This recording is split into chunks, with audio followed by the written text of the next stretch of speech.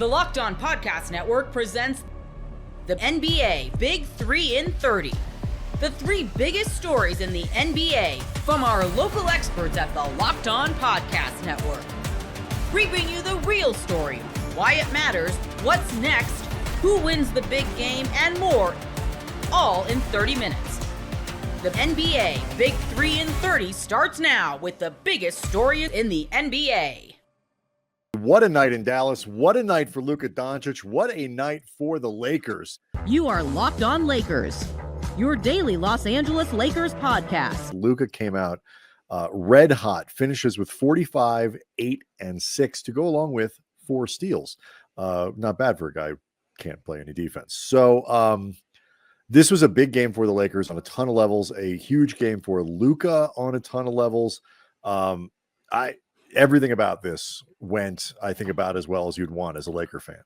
It went as well as everything you would want as a Laker fan. I think it went every way you would want if you're Luka, but also, too, in a lot of ways, we'll talk about this as Luka's teammates. Like, I think there is potential from this game. Yep. And JJ talked about this a little bit afterwards, and he didn't want to oversell it. He said, you never know. But I think there is potential from this game to really bond Luka as the new guy to LeBron, Austin, Rui, Vando, like the guys who've been there longer and who've been a part of this, last couple seasons, hauling ass to try to just get yourself into the play-in, the turmoil with Darvin Ham, and then the chaotic search bringing in JJ Redick, like the Anthony Davis trade that nobody saw coming, bringing in Luka. Like, there's been a lot for these guys that obviously directly involves Luka, but there's some of this that Luka still has not experienced, some of which is great. Like Luka not having the institutional memory of the ghosts of the Denver Nuggets. That is a good thing. But there are pieces of this that Luka has not experienced and that they haven't experienced with Luka. And I think we saw evidence tonight of just these guys really having Luka's back and Luka really appreciating it. Yeah, well, we'll get to that because there's an element of what the Lakers are trying to do this season as a team that is unusual. Everything about it. I mean, and it is that notion of being a team that is put together essentially late in the season.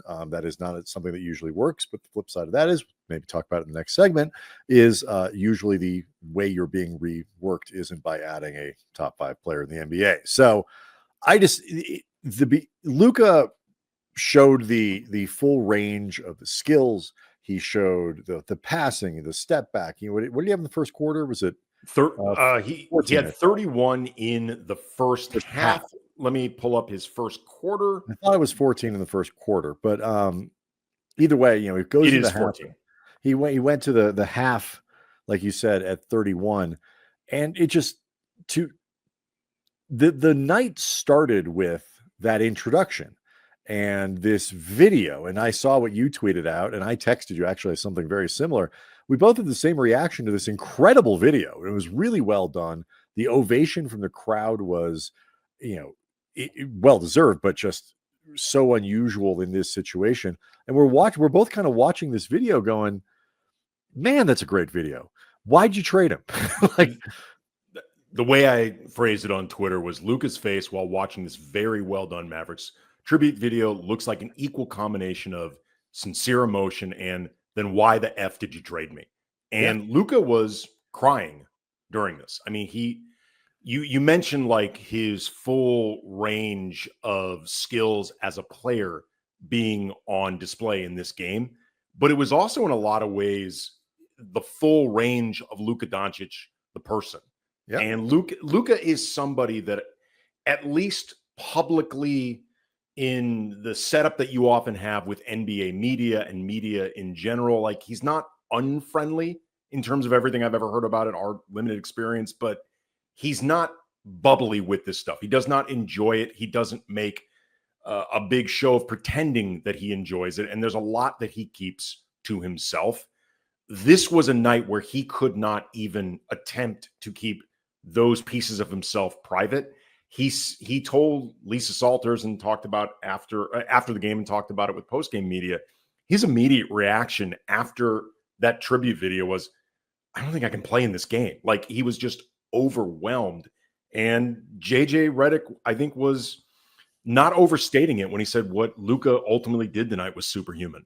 I mean, it was pretty impressive. I mean, like, to go from that to torching, like just instantly locking him. But I mean, it helped that he had the road crowd in his pocket and the home crowd. I mean, to be honest with you, well, that's what I mean. The road home crowd, right? You know, he had I mean, there were a lot of Lakers fans in the building, but you know, it was a strange thing where like they were genuinely excited when he did stuff well, in part because the trade remains so incredibly unpopular in Dallas. You know, there's a great clip that's going around social where like some woman in a Lakers jersey after Luka hits a step back three turns to somebody, I don't know who it is, but they're wearing a Mavericks shirt or whatever, and you can read her lips. She says, "In your face." It's like the whole thing, and like ultimately what it gets to, and again, stuff for the next segment maybe, is just what they've added and the kind of the killer instinct, so to speak, you know, in sports terminology, to be able to channel what you just saw and bringing up all the emotions of like this trade and the turmoil and like I didn't see it coming and it wasn't something I asked for and all this stuff, and channel that into, let me light you up for 14 points in the first quarter. Like it's pretty cool. It was really entertaining. It was very cool, but it also, like, again, just, it cannot be overstated just how effing weird the whole thing was, particularly to start things out. Like at the end, it was weird in the best possible ways because I think Luka ultimately got what he deserved from the evening. But there was a moment early in the first quarter where Jackson Hayes got sent to the line. And as he's shooting free throws, one of many, many, many Fire Nico chants started as Jackson was at the line. And the camera cuts to Luka, and he doesn't look in any way at this point like he's relishing this. He looked sad and uncomfortable. And I think there was, for a lot of this game, for as much as Luka was just cooking for a lot of for really all of the first half, I think the game was weird for his teammates. I think there was a disjointed element to, you know, similar to what we saw. It's contextually different, but similar idea. Kobe's final game. And that game obviously had no stakes other than celebrating Kobe. Like, you wanted them to win, but the Lakers were not going to make the playoffs. That was the last game period. But guys did not know what to do with the ball. You know, every time anybody but Kobe touched the ball, you got booed. And it wasn't that extreme for, you know, the Lakers tonight or that type of crowd. But I think there was an element of everybody wanting to be a part of enabling Luka to just crush these guys. And it took everybody, I think, out of balance for a lot of the first half, and then they really settled in the fourth quarter. It was the last 7 minutes of the fourth quarter. They took a 6 or 7 point lead, 8 point lead. I think it was actually got it up into double digits at one point, and then it looked like they were taking control of the game. Dallas comes back, closes a quarter strong, and actually starts the fourth by taking the lead. They actually go up in the Lakers, and the Lakers in the last 7 minutes put on a clinic. And that, from the sort of game stuff of this, how did the Lakers play? What did they do? Like, it all seems a little bit secondary, to be perfectly honest. Maybe we'll get into more of the game details for Friday's show. But the thing that was impressive to me about the game, this portion of the game, and Luka played a big part of this, was the Lakers kicked it into a gear. Yes. Over those last 7 minutes. Because Dallas, I mean, I've said this, like, with Kyrie, I'm not the only person, with Dallas with Kyrie is a very good team and an unusual team where you have that one guard who can do all kinds of stuff and so much length everywhere else on the floor and talented players. Without Kyrie, they're obviously not going anywhere this year, but they're not terrible either. And the Lakers hit a gear in that last 7 minutes that Dallas simply could not match. And that was really impressive. That's something good teams do. The NBA playoffs are almost here, and FanDuel is giving new customers an incredible way to get in on the action right now. When you join FanDuel and place your first $5 bet, you'll get $250 in bonus bets if that bet wins. I love how FanDuel makes betting easy, whether it's picking my favorite teams or diving into player props from three-pointers to steals to assists. There's so many ways to bet. Plus, after the game tips off, you can even combine live prop bets into a same-game parlay for a chance for an even bigger win. Don't miss out. Head to FanDuel.com and claim your $250 in bonus bets today. Luka Doncic's return to face the Dallas Mavericks in the American Airlines Center finally brought some closure to Mavericks fans and hopefully to Luka himself. Mavs fans will never forgive Nico Harrison and Patrick Dumont. I don't think there's anything they could do. There's a group of Mavericks fans I saw. I think it was DLLS that recorded them at Chop Shop outside, and they had Luka Lakers jerseys on, but they were Mavericks fans. They were from around here. They had cowboy hats on. I think the cowboy hats showed that they were from around here. Yeehaw! But they said the Mavs could win 10 championships, and we wouldn't forgive Nico, and we wouldn't forgive them for what they did because of all the things we've talked about with Luka and how special he was to this franchise. Yeah. And seeing him and seeing everybody react to this move and seeing the fans react to this and seeing the tribute video and seeing all the clutch shots he's made and all the crazy passes, how easy offense comes to him and how easy it is to just, how easy it is for him to go against any game plan you're going to put against him.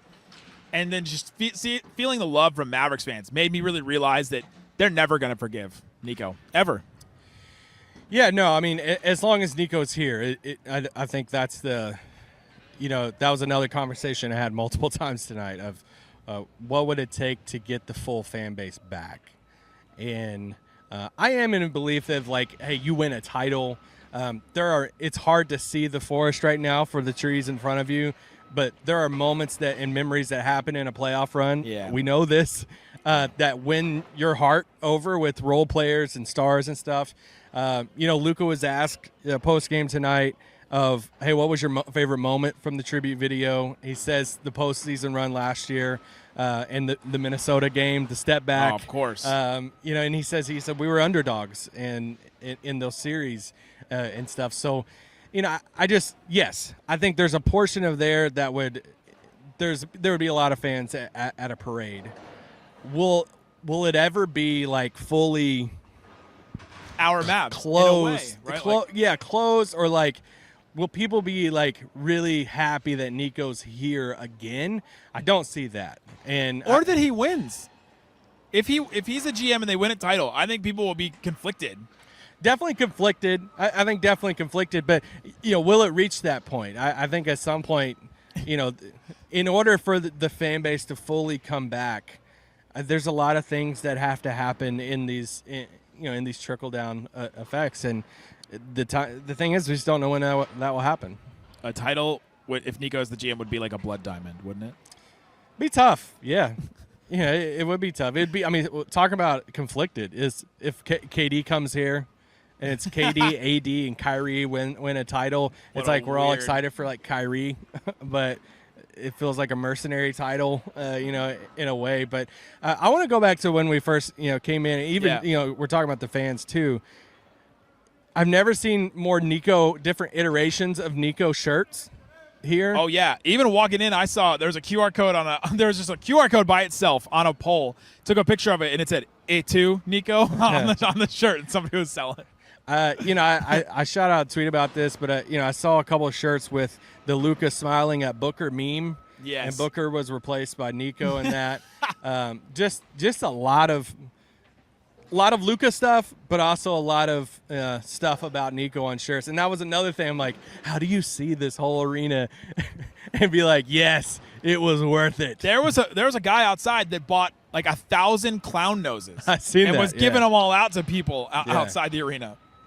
Yeah, so it was just, we come into the arena, you see all the fans here, it's slowly filling up. A lot of times the 6:30 tip-off, it's an hour earlier than typically, but it got full by tip-off. A lot of times you see... It was about half by 6:30, which is rare. Yeah, but, early tip-off game, a lot of fans show up a lot later and stuff, getting off work and stuff, but it wasn't that way for this one. It was a packed house by tip-off, and just the scene like courtside and stuff too, talking with people.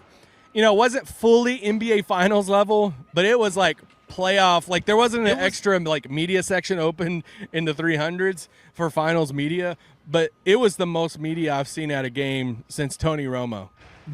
A regular season game. It was more than the Western Conference Finals. Yeah. The Western Conference Finals, they had like this section open, and then they had a section over there that was open. But there was just as much, if not more, than seeing Luka warm up and seeing the like perimeter that was made around the court, even just the whole half court when he was warming up was such a wild you knew experience. He was about to come out. He always comes out around the 60-minute mark. And you started seeing everybody prepping, right? And you saw security which also heard tonight. Can't confirm it, but I did hear that the NBA head of security was here tonight, Leon Newsom. Oh, makes sense. But it's like you start seeing the security, like they're like huddling up talking. This is like during warm-ups. You never see this, right? Yeah. And they start stationing like security around the court of like just the half court of like where Luka is about to warm up. And Luka comes out. It's so weird. Pelinka's there. And this was one of the most telling things too.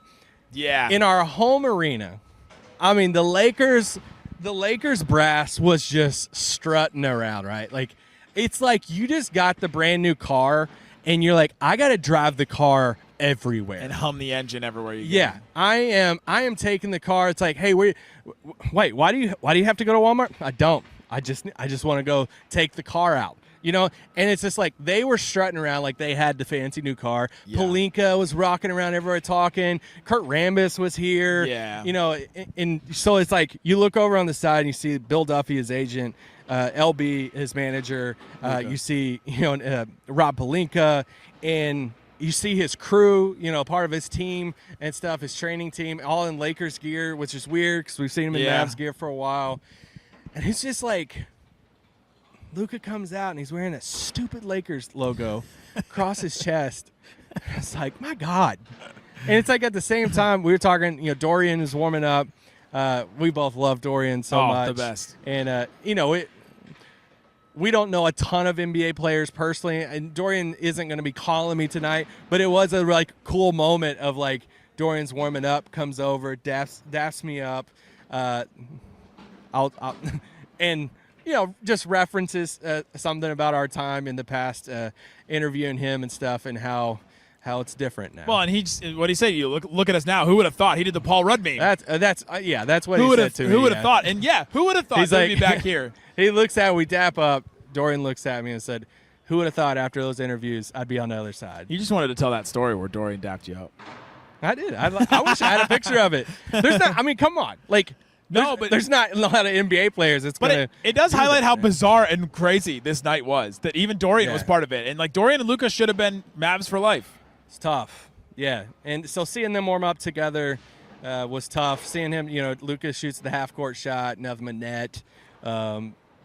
You see some other people too. Greg St. Jean, assistant for the Lakers.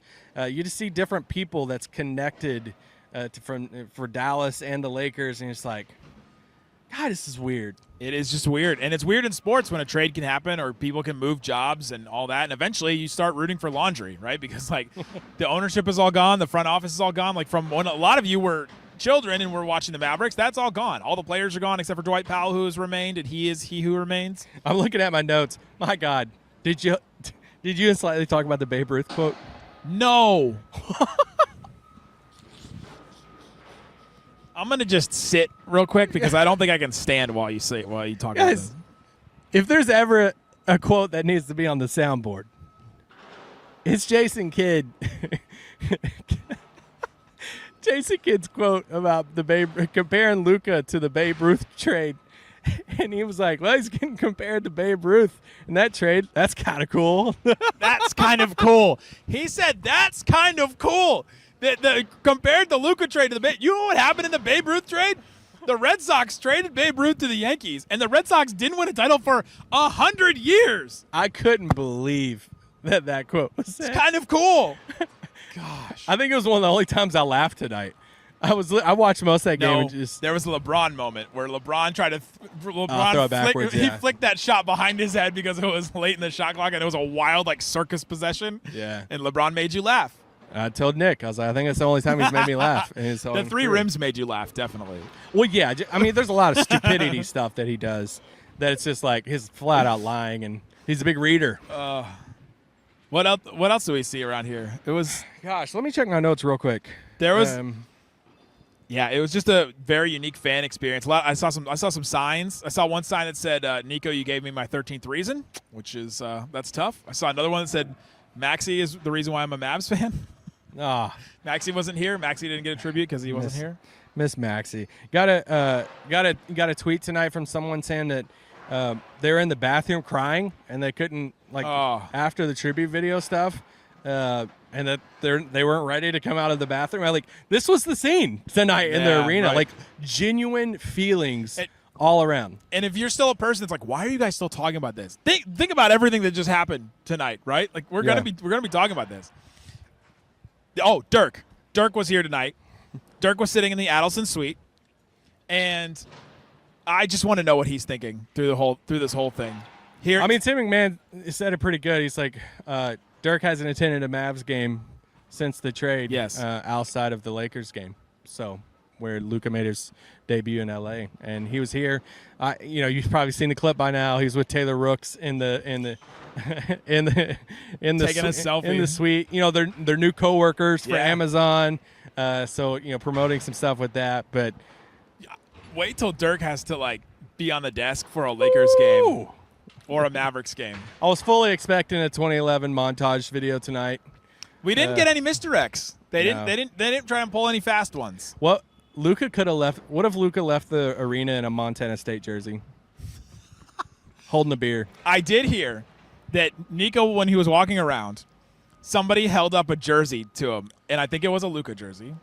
Held up a jersey to Nico and asked him to sign it. And Nico took the pen and then thought about it for a second and gave it back to him and said, I think it would be disrespectful for me to sign the jersey of another player. And I was like, imagine they pull out a Montana State jersey right after that and hand it to him. No comment. I was trying to think of anything else. Ever check your bank account and wonder, where did all my money go? Between dining out, online shopping, and entertainment, it's easy to lose track. That's where Monarch Money comes in your personal CFO, giving you full visibility and control over your finances.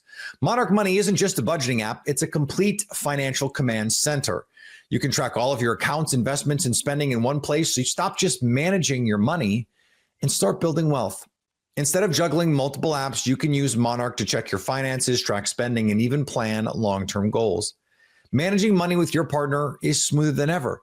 You can track shared and personal accounts, set goals, and stay on the same page without the stress. Take control of your finances with Monarch Money. Use code LOCKEDONNFL at monarchmoney.com for 50% off your first year. That's monarchmoney.com, code LOCKEDONNFL for half off your first year.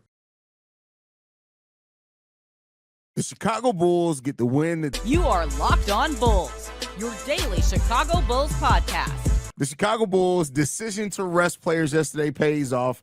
And because every starter played over 30 minutes today. Modest Bucilis 34 minutes, Nikola Vucevic 35, Kobe 36, Kevin Huerter 37, Josh Giddey 40 minutes played. We got only 12 points of production from the bench today. Of course, everybody's going to talk about Josh Giddey, his triple-double. We got Josh Giddey also joined special territory with LeBron James and Nikola Jokic, which we'll talk about here in a second. But the game overall today, Pat, 119-111 over the Miami Heat. How you feeling?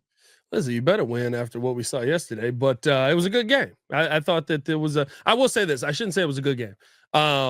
I thought the first half, for the most part, was absolutely atrocious. The Bulls looked very lethargic. Kobe White could not hit a shot.